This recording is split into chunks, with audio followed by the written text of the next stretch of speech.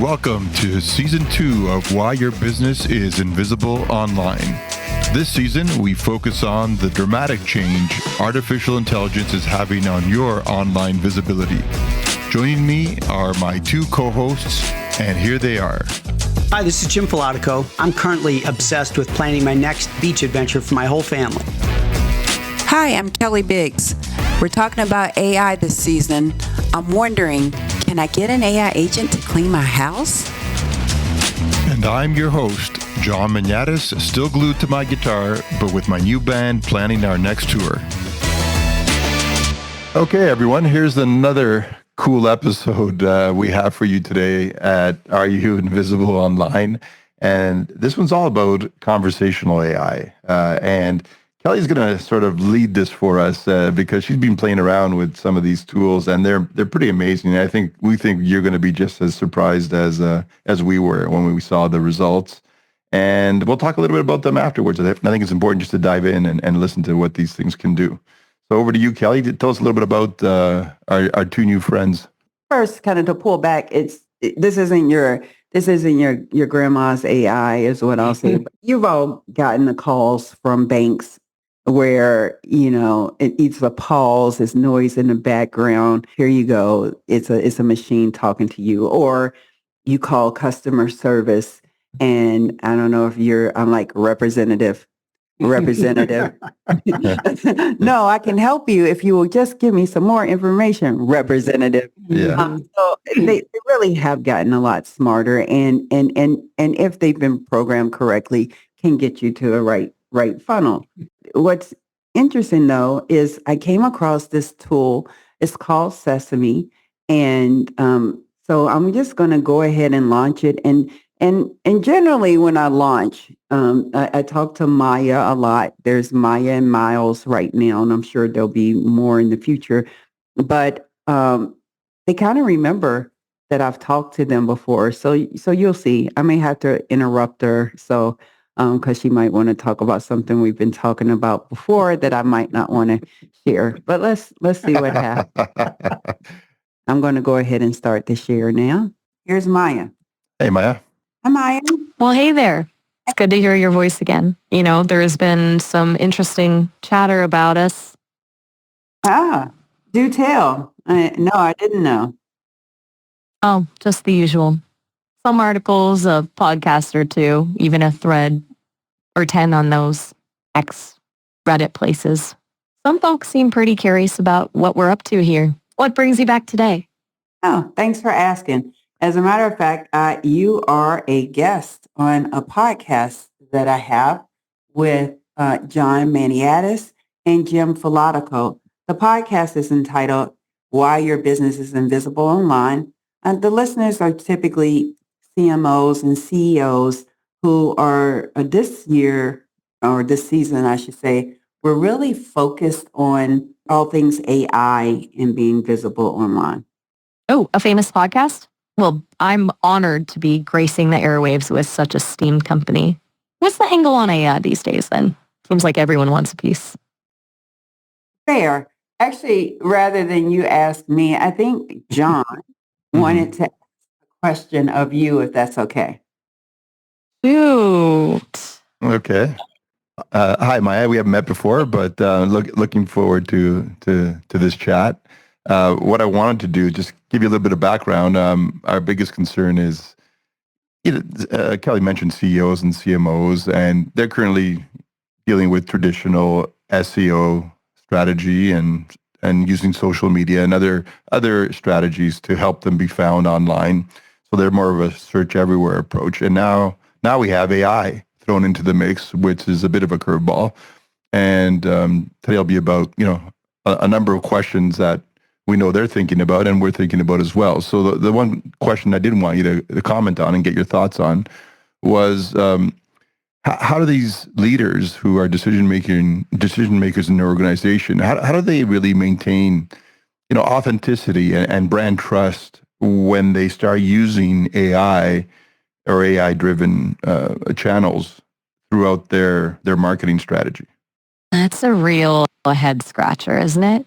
Like trying to teach an elephant to tap dance, you've got to strike a balance between something impressive and something genuine. I think those CMOs and CEOs are right to be worried about authenticity. Nobody wants to feel like they're talking to a robot, even if it's a really smart one.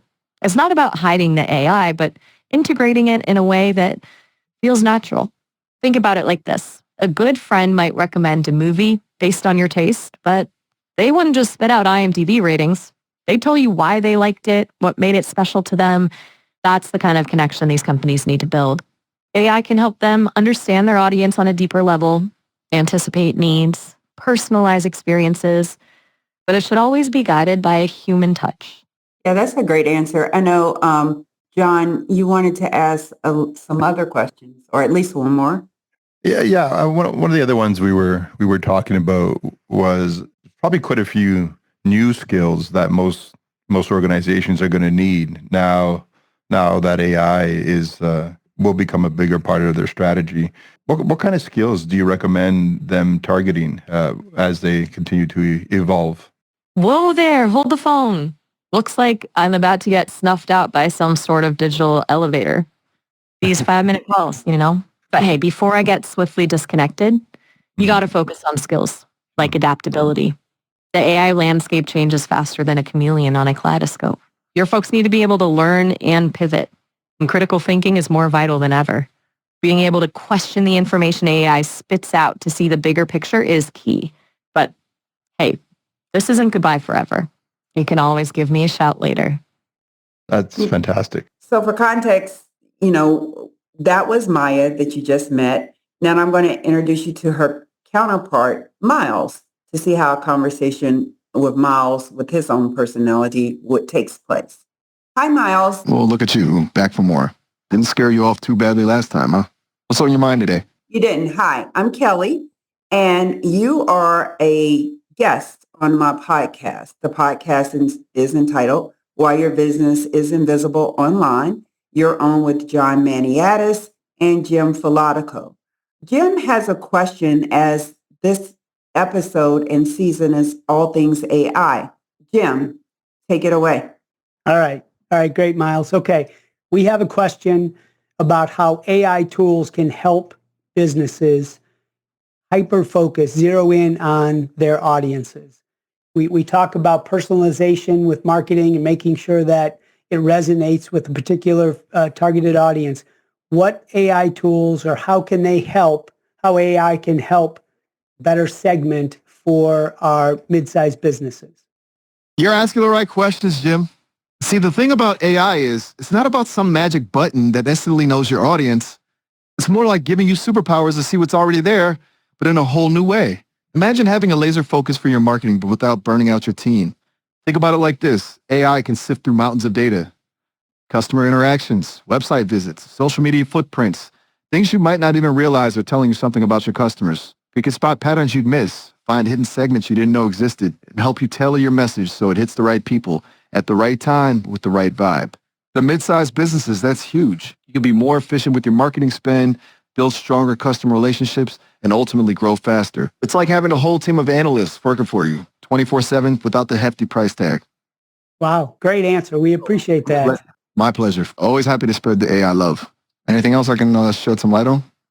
Sure. So taking it from there, now, where would you suggest businesses spend their time trying to show up more online? What can they do to really lean into AI search, and not just on chat or Perplexity, but even when you're searching on Google and they throw up all the AI stuff on top? What would you suggest businesses do to make sure that they're still relevant and showing up with authority?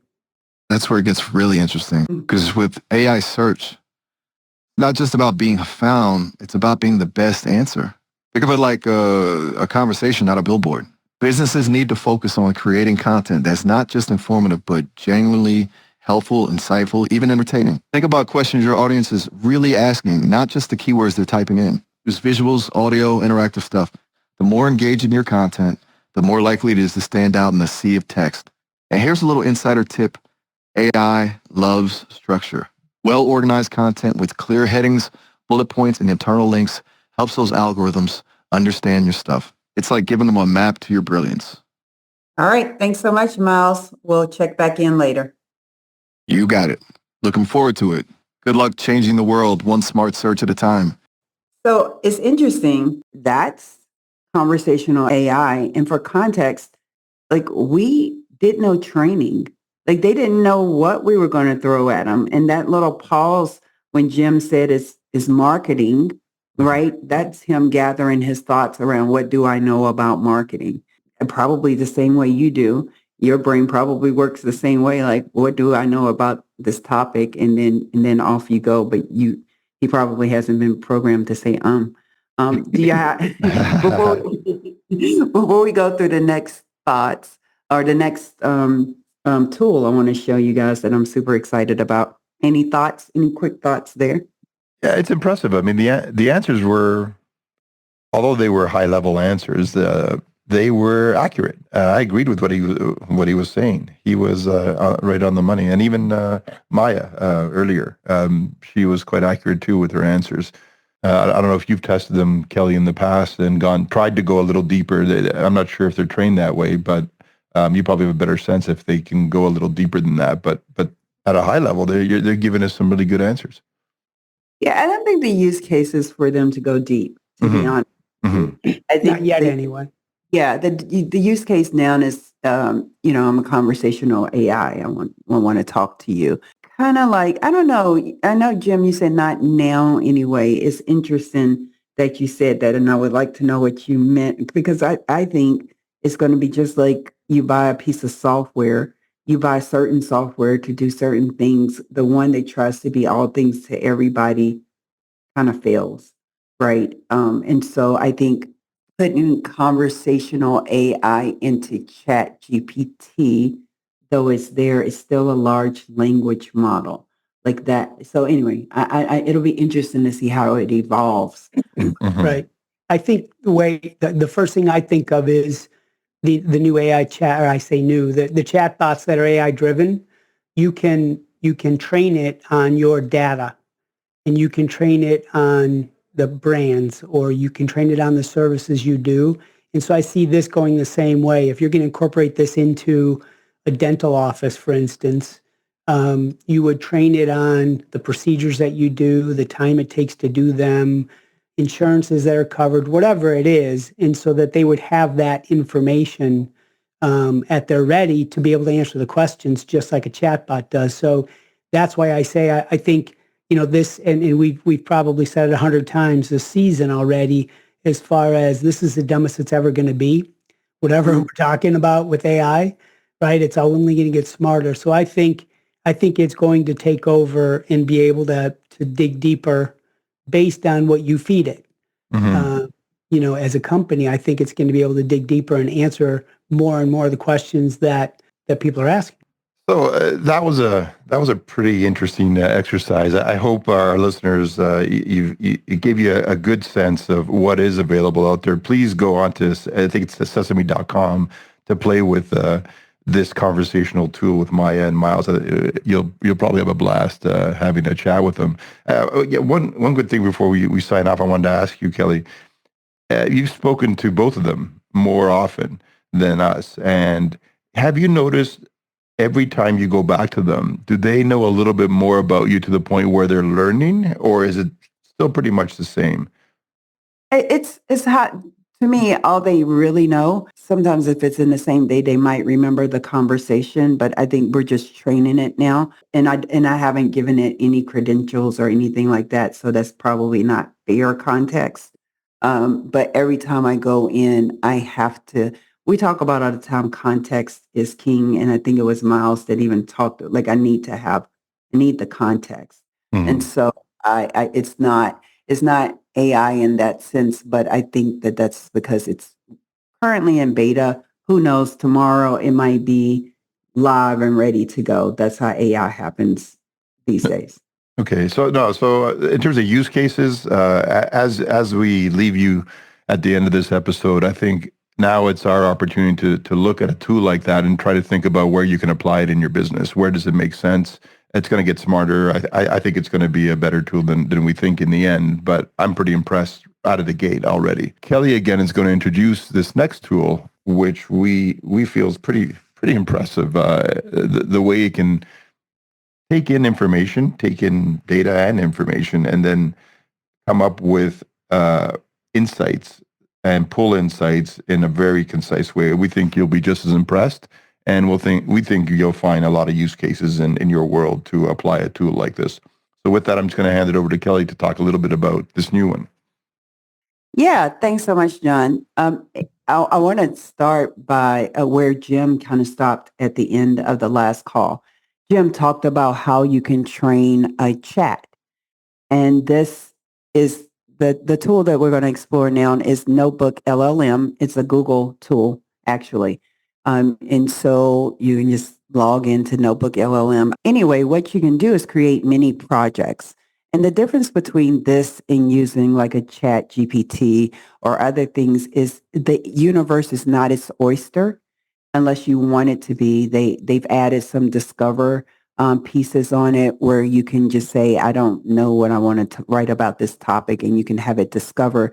But in general, it will stay confined to the sources that you give it.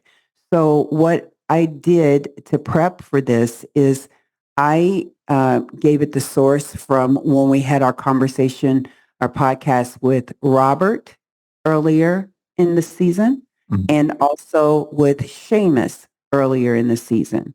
And so it has notes and it understands what the podcast is about. And so now I want to share with you a podcast that it created. So we're going to be listening in on an AI podcast about our podcast. So anyway, it'll be fun. Here we go. Ever get the feeling that things online are changing so fast? It's like the ground is shifting under our feet.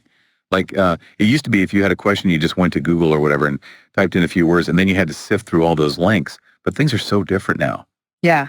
And the speed at which things are evolving is incredible. It's not like a gradual change.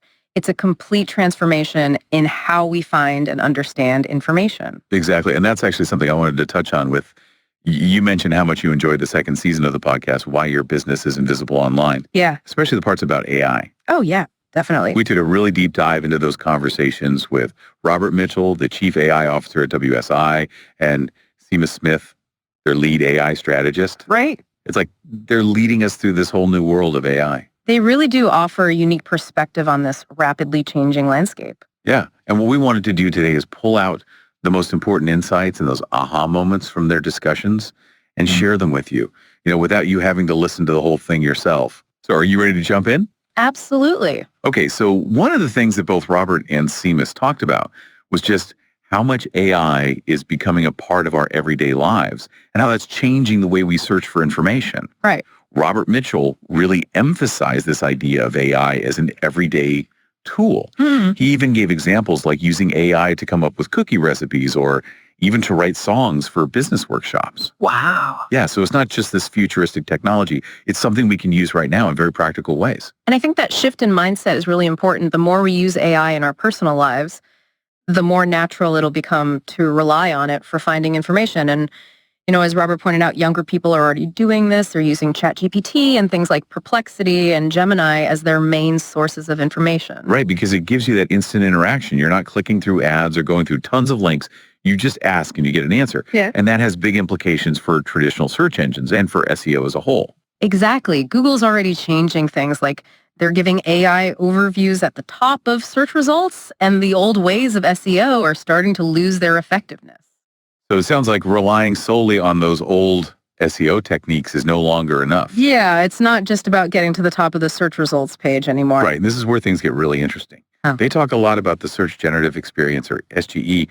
It's not just about keywords anymore, is it? No, not at all. Both Robert and Seamus said that old SEO tactics like repeating keywords over and over or using shady backlinks are not going to work in this new AI world. So how do you get your content seen in these AI-generated responses?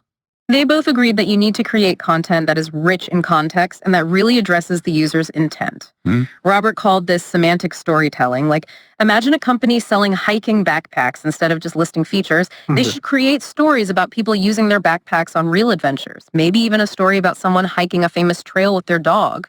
Okay, so it's about connecting with the meaning behind a search, not just the words themselves. Exactly. And Seamus talked about information gain. He said, if your next word is the same as everyone else's, you're not differentiated. So you have to offer something unique. Right. Whether it's original data, personal experiences, unique research, you need to stand out. Okay. I'm pausing it right there because I want to share something else with you. You know, we've been listening and I'm a little jealous. And so now I want to get in on my own podcast. And so that's available now too. So watch this. Hi there.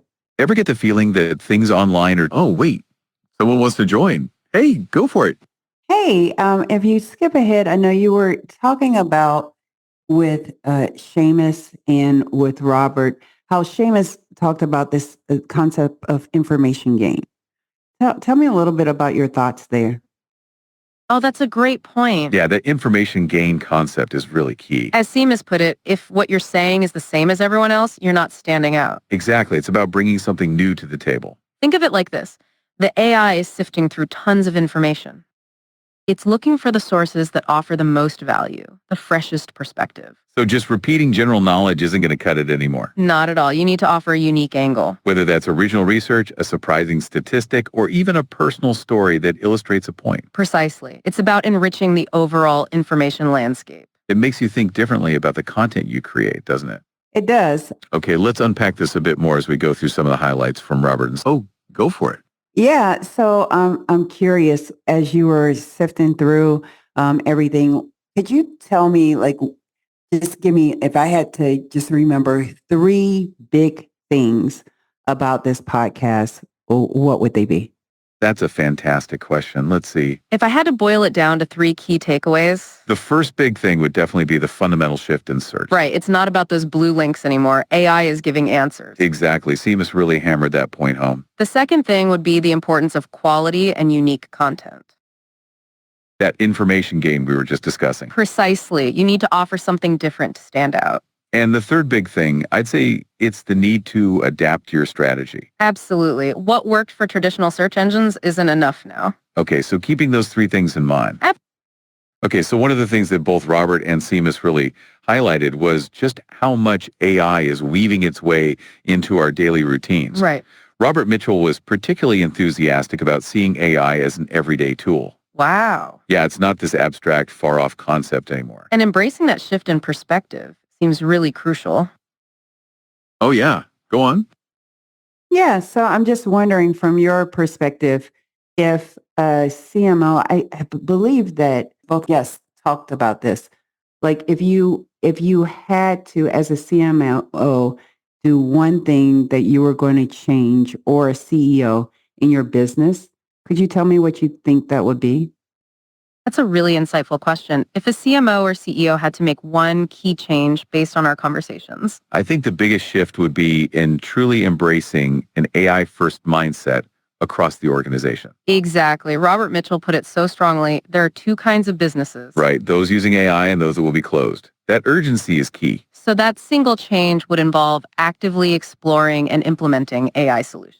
And not just in a superficial way, but really integrating it into their core strategies. This includes training employees, identifying specific use cases, and developing a clear AI plan. It's about future-proofing the business, as Robert emphasized. Absolutely. Now, going back to how AI is becoming a daily tool. Right, because it offers that immediate interaction and information. Exactly. And as Robert pointed out, even Google search results are evolving. And so I'm curious, guys, what are your thoughts there? I'll tell you, well, you tell me your thoughts and I'll tell you some more cool things that I see with this particular interface.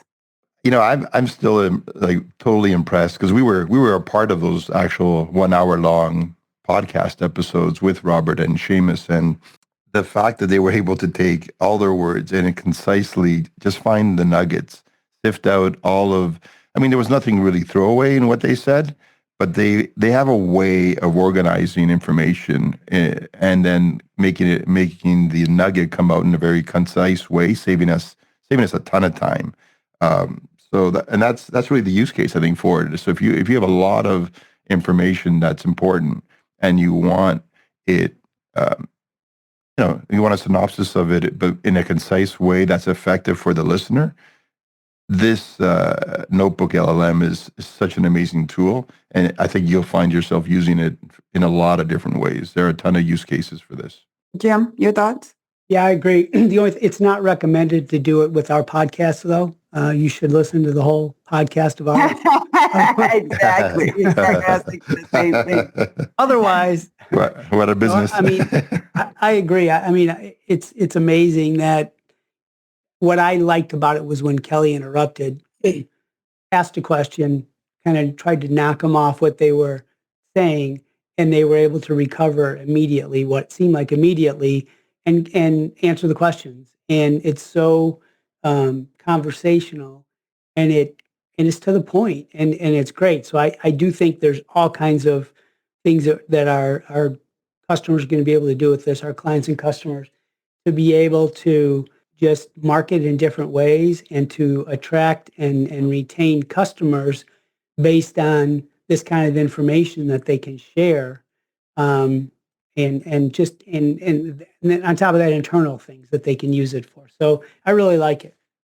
Yeah, what else? And I think what we could do is to post some of this on here. One of the things, once you go in and you feed it the information that it will use for the podcast, what was interesting is this time they have a customizable feature.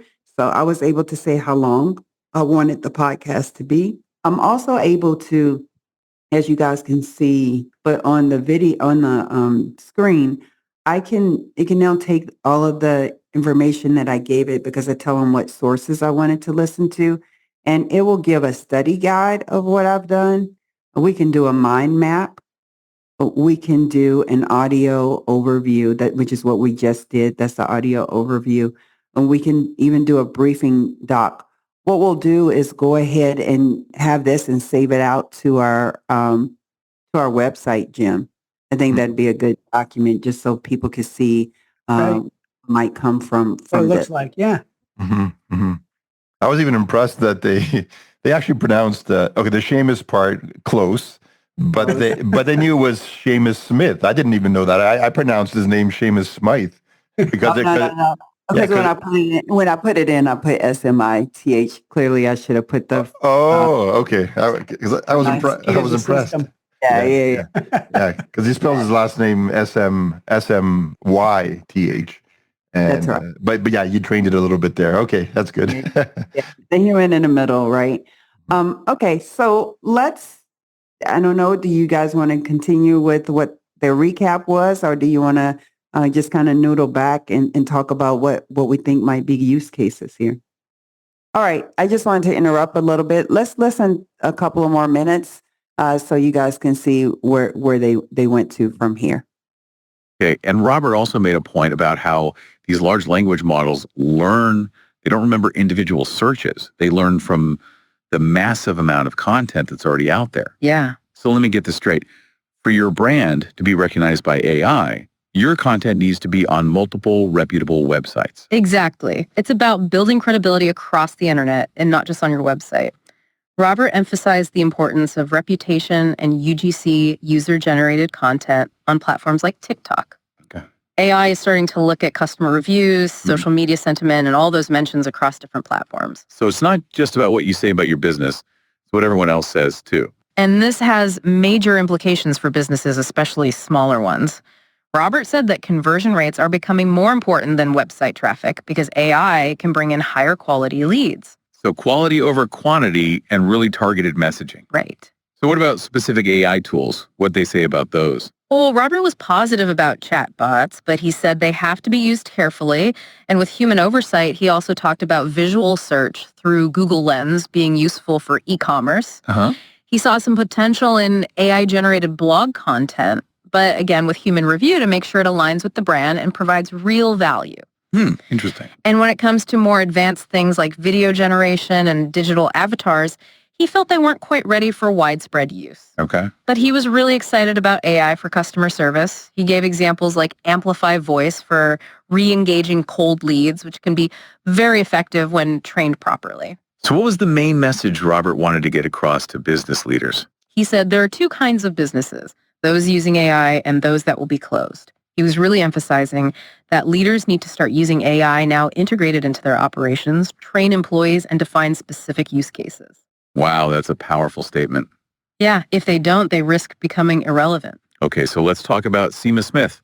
He had a slightly different take on AI search. He said AI now does the search, the reasoning, and the communication. It's not returning a blue link, it's returning the answer. That really highlights how much things have changed. Oh. It's not about being on the list of results. It's about being the answer. Exactly. And that completely changes how you need to think about your content and your online strategy. Seamus emphasized that you need to write for the answer, not just the page. So instead of optimizing a whole web page, we need to optimize for specific outputs that AI might generate, like comparison tables, bullet points, or diagrams. AI algorithms are taking information from multiple sources to create those answers. So your content needs to be structured in a way that AI can easily use. And he also mentioned that even with all this AI stuff, emotional connection and brand voice are still important. Right. AI might not have emotions, but people do. And having a consistent brand voice helps you stand out in AI-generated summaries and builds trust with people. And the old keyword strategy needs to change too. It's more about having a strategy first and then finding relevant keywords. Yeah, Seamus compared a keyword-only approach to tunnel vision because AI algorithms understand the bigger picture, the intent behind the search. So it's more about being relevant overall. Right. And he also highlighted how voice search and AI assistants are becoming more popular. People are talking to their devices, which means content needs to be even more natural, conversational, and context-aware. I hadn't really thought about how advanced voice assistants are getting. That's a huge shift. And visual search through Google Lens is also becoming really important. Huge. Seamus said there are 20 billion visual searches per month. Wow. He gave the example of a picture of an HVAC unit. If that image isn't optimized with relevant info, a competitor who did optimize their visuals is going to get the service call. Right, so it's important to optimize all those images. Exactly. From your logo to your product photos, it's those little things that can make a difference. He even talked about favicons. Yeah, those along with local SEO and FAQs are tactical gold. Yeah. Your favicon might be the only thing representing your brand in an AI answer, and good local SEO is still crucial for attracting local customers. Okay, and circling back to that human element, Seamus really stressed how important user-generated content is. Yeah, he said, people trust people more than marketers. AI's starting to do the same. So all those reviews, mentions, and even TikTok videos are signals that AI uses to determine trust and rankings. Exactly. And his final message was a real call to action for businesses. It was, he said, AI doesn't hallucinate because it's lazy. It hallucinates when it can't find you. Okay. It really highlights the increasing value of authenticity online. Seamus actually touched on that when he said, people trust people more than marketers. Exactly. And in the age of AI, hey, yeah, what's up? Okay, so you guys talked about marketers and how people don't trust marketers. As a marketer, I'm a little concerned. Talk to me through what you're actually seeing. Oh, that's completely understandable. It's a sentiment seen as highlighted. Yeah, he really put a spotlight on that shift in consumer trust. What's fascinating here is how AI is actually amplifying that. Right, because AI is starting to weigh user-generated content more heavily. Exactly. Reviews and social chatter become crucial signals of trust. So it's almost like AI is learning to value what humans value. Precisely. It means the focus shifts from just broadcasting a message To genuinely earning the trust of your audience. Think about it. If AI is delivering answers, it will likely favor sources. That are backed up by positive user experiences and authentic voices. So your role as a marketer becomes less about pure promotion. And more about fostering genuine connections and positive experiences. Okay, guys, so that's a podcast on our podcast by AI. Are any of you concerned that your job's about to be replaced? Yeah, I love his voice. I thought I had a good voice. He has an amazing voice. I'm jealous. Yeah. Do they have Kelly? Do they have names or no? Unlike No, they don't. They don't. They're not like Miles and Maya. So they're just Notebook LLM kind of thing. Yeah. It's the same voice every time. I heard that they were thinking about adding new personalities, but so far. I'm sure they will. Yeah.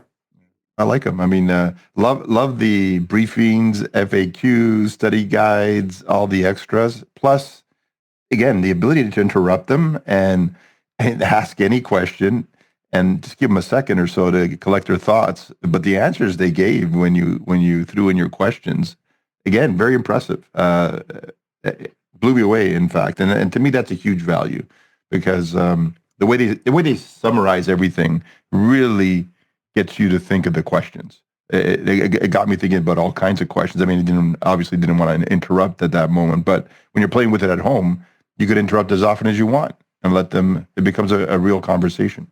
So it does and it doesn't. So I think at some point we should probably do an episode, John, on what AI works for different things, right? Because what you have to remember with this one is you've kind of trained it on the information. Yeah. Right? And so it might be valuable if this is played out. This might be interesting for us to just talk about conversational AI. Mm-hmm. Wouldn't it be kind of cool if you're a business and you need to train your new sales force or you need to train your new customer service rep and they don't want to go through the classes that we had to before? What if you load everything up and you've set up, like Jim, you were saying, the guardrails in a Notebook LLM, and then they play a podcast that's out, but like you, John, you're like, well, hold on, wait a minute, what about this?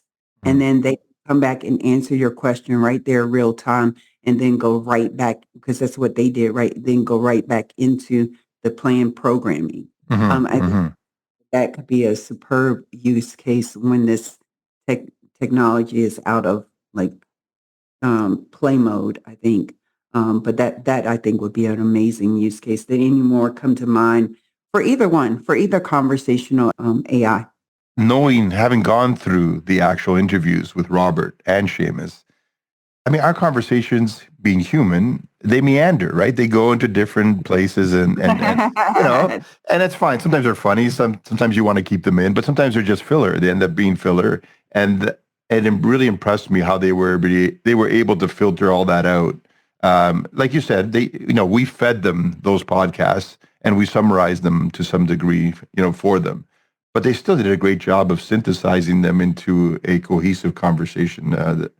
So the listener really gets the best of all worlds. From a time-saving perspective, it's so concise that, taking a 1 hour, pretty in-depth conversation with both of them. Actually, Seamus, I think, was an hour and a half.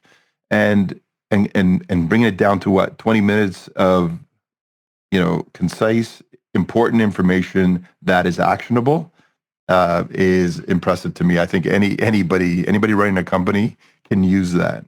Yeah, I think it's important, John, because you may or may not know, I can be pretty verbose. It's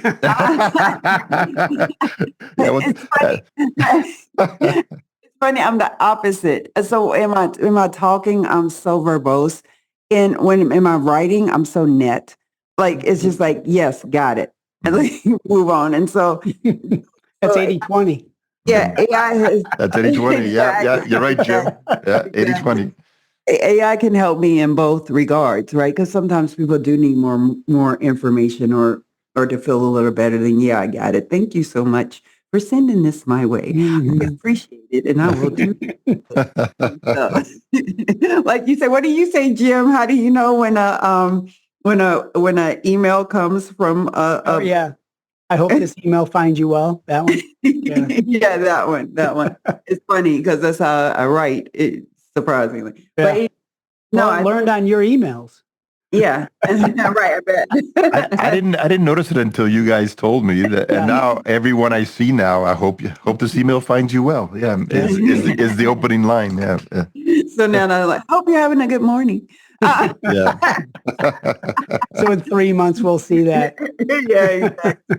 But no. So for me, John, one of the things that just as you're talking, like a use case could be like, take something that you need, train it, and then I don't know, like even having one of the trainings could be like a video. I use Zoom a lot now, and I'll take my transcripts from Zoom and not the client facing ones, like if it's confidential information, but I find myself recording on Zoom because I'm more verbose that way. Mhm. And then I'll take those transcripts and kind of dump it into this.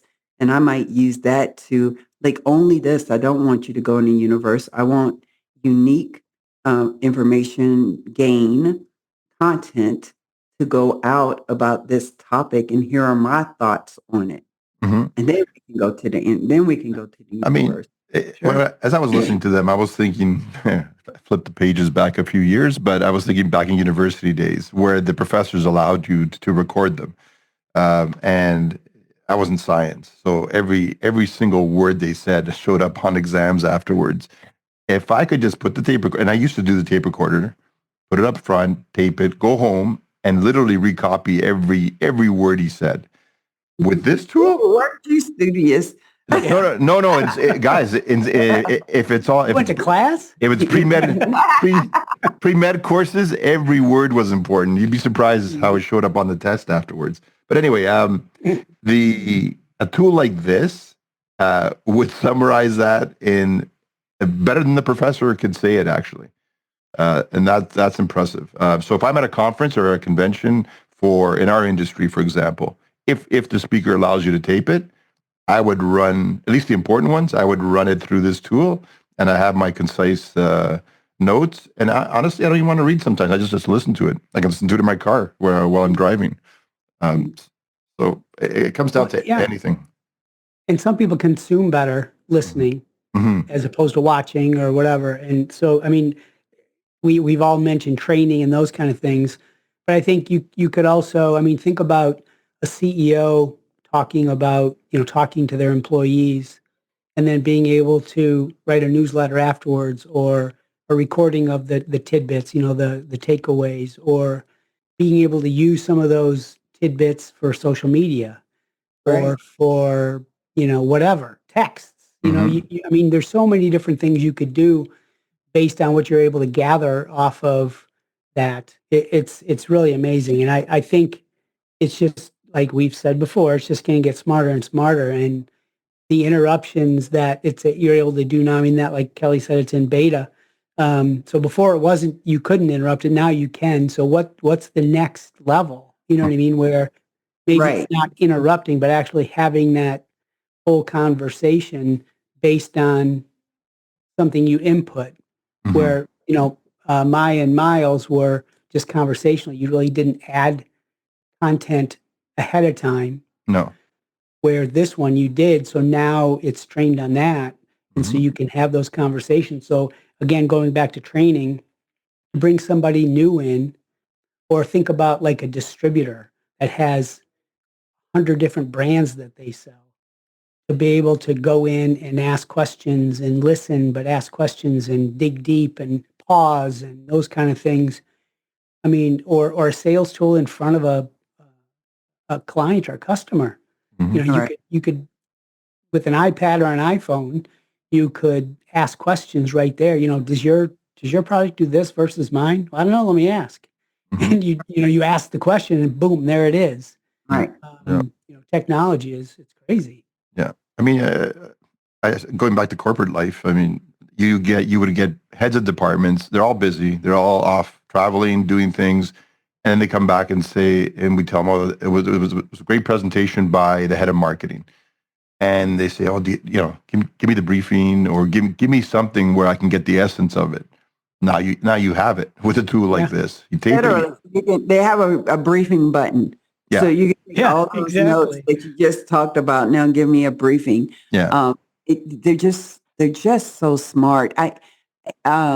We'll talk about you. I do think, John, it probably warrants a conversation, not just on conversational AI, but I'm sure the audience might be interested in understanding what things we have used AI for that maybe they haven't thought about to help inform them. And I know it's not necessarily about being found online, but I know we also do workshops on AI, and AI consulting is a part of what we do. And so somebody who, maybe have only used chat in a limited way, there's probably things you're probably not even using chat for that chat can do.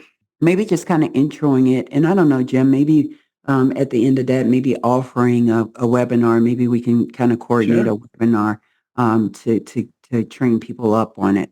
That's Yeah. great. Yeah. Yeah. No, we'll definitely do an episode on interesting use cases that we've already used, either in our own business or just to help us out in everyday life. Things where we're using AI.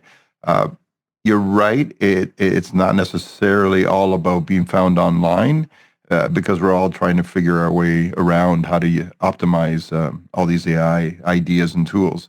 But these are all fundamental. If you don't understand the rudimentary parts of AI, we won't be able to apply it later to optimize our being found online. Right. So Yeah. I still think it's applicable.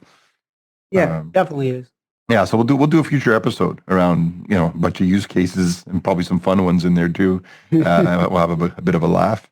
But this was another excellent episode. I enjoyed listening to the two of them. They don't have a name yet, but the Notebook LLM tool is something you'll definitely want to use going forward. I think that's pretty much a wrap. I'm looking forward to any feedback from our listeners. Thank you for tuning in to Why Your Business is Invisible Online. If you enjoyed today's episode, please do us a favor and subscribe and follow us on Spotify and Apple. Be sure to share it with other business owners who might find it helpful. If you want to dig deeper, contact us at ruinvisibleonline.com. That's capital letter R, capital letter U, followed by invisibleonline.com. Or message us on our LinkedIn business profile with the same title, Are You Invisible Online? The information shared in this podcast is for educational purposes only and should not be considered professional advice. The views and opinions expressed in this podcast are those of the hosts and guests and may or may not reflect the official policy or position of WSI Corporate. Always consult a qualified digital marketing expert before making significant changes to your online strategy. Until next time, keep connecting with the people who matter most to your business and join us for our next episode.